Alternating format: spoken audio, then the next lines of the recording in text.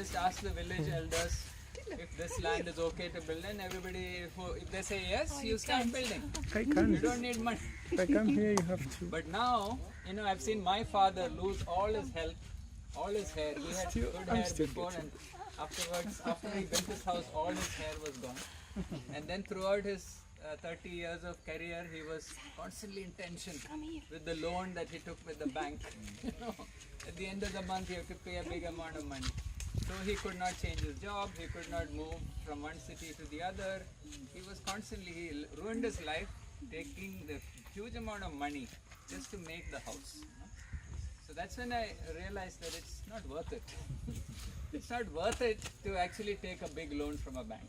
It's ruining your life. So the best way to do this is actually if you can control the cost and make a house very cheap. Now in this house we've only made an investment of about 800 rupees till now. And the way it has happened is that we swore that we will not employ people at all. We will not pay anybody to work on this house. We will not buy any material from the market. Yes. We will not buy any industrial materials. We will only use natural, locally harvested materials, and also recycled materials, waste materials which others throw away. So we said that we can make simple village-like houses Yes, we can. with this kind of concept, build free. And on the other level, you're also becoming free inside. You're not feeling tense because of the loan, you're free inside. That means you can do your hobbies. You can continue to paint if you are a painter, and you know very well nobody is going to buy that painting of yours. But you can continue to paint. God only knows, after you die, there will be museums made after you. You could be the next Van Gogh, but you don't know it yet.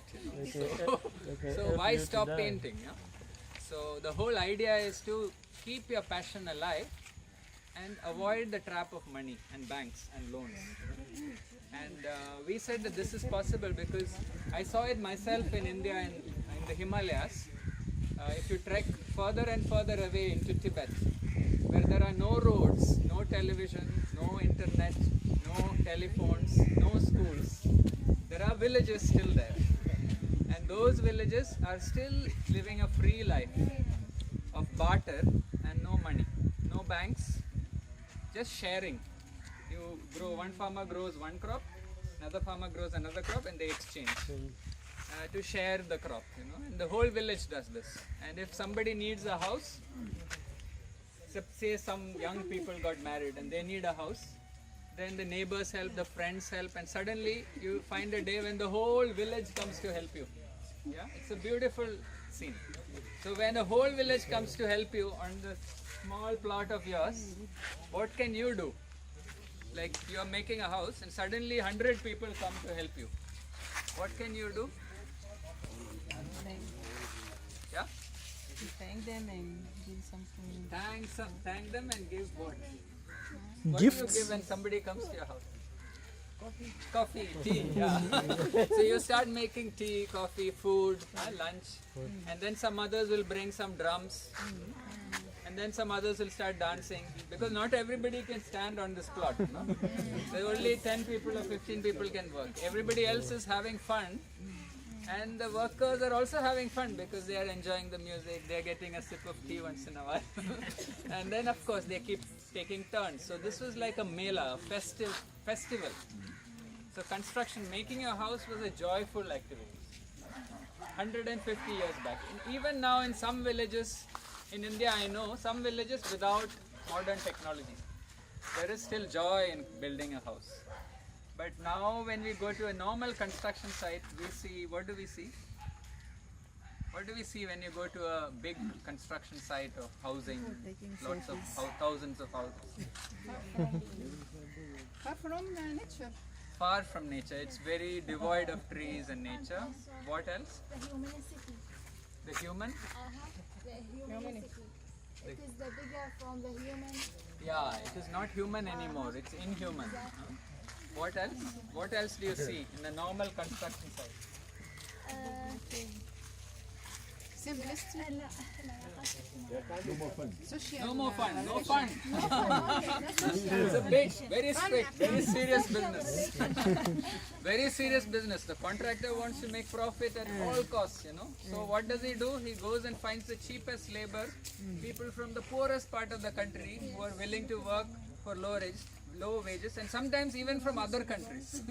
You know, across the border, when there's a civil war or something, people are willing to work at even lower price. They will bring people from there, put them in tin shacks, don't give them water and toilets, and make them work like hell, like overtime, with no money.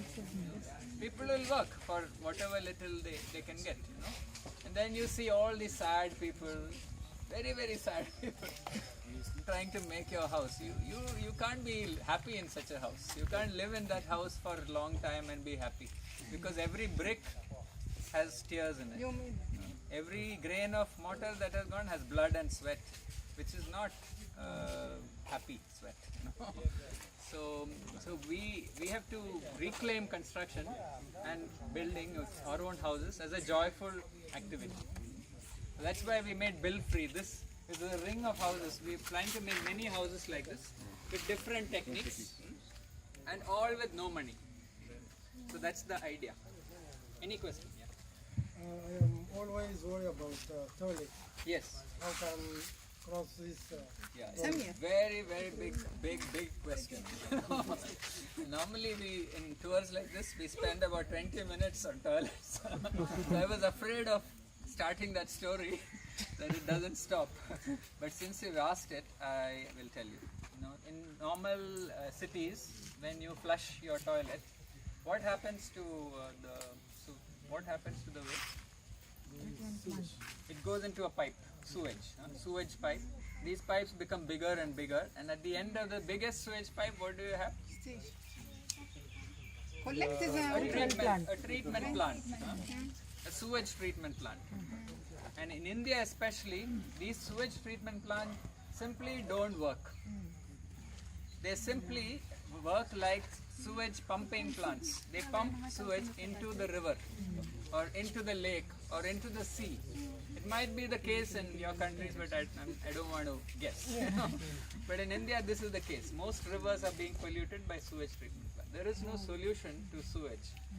Now, the government knows this. So the government actually constitutes these big plants, spending millions and millions of dollars to clean up the river.